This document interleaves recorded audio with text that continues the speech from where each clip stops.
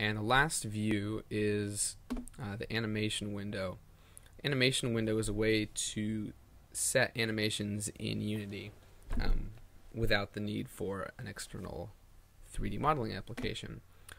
The way you use that is if you click on an object.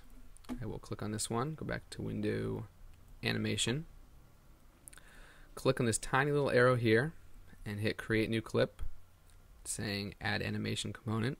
So Add Component. You have to save the animation. I'll just save it as New Animation. Hit Save.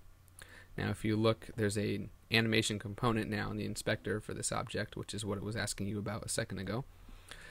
Now that new animation is selected here, you can create keyframes and change the properties of the object between the two keyframes.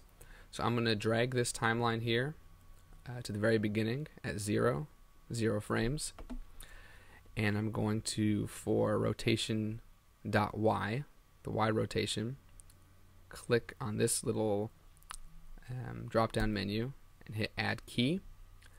So that's going to say that at the very beginning of this animation, the Y rotation value is going to be equal to 97.5969, which is what it's at currently. Then I'm going to drag it back to 30 seconds here, click on that same drop down menu and hit Add Key.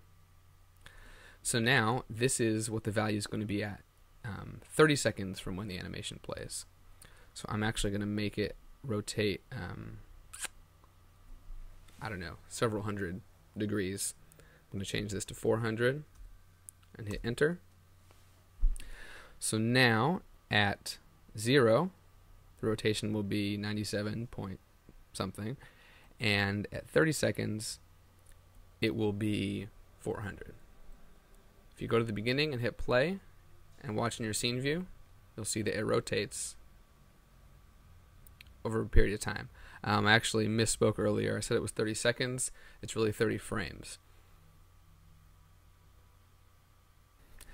Now this was just animating the transform component of this game object, but you can animate many other aspects of your game objects.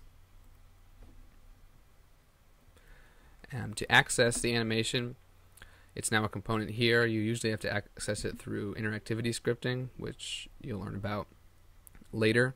Also, in this case, it's play automatically is checked. So if you move your camera here, I'm going to rotate it so I can see all 3 cubes in my game view. And I'm going to have to move it backwards a little bit.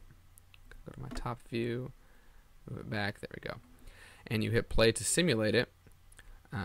Because play automatically is checked, that rotation to start playing in the game view. And there you go. So in this section you learned how to save a scene, how to move your windows around and get a view you're comfortable with, save the layout, load the layout later, move game objects around in a scene, rotate them, transform them, create game objects and add components to them that add functionality. You learned about parenting and about prefabs and how prefabs and instances of prefabs work. And you learned how to texture an object. You also learned about layers, and you learned about the animation window and how to create really rudimentary animations for your game objects. Now next we're going to talk about how to make a terrain for your level.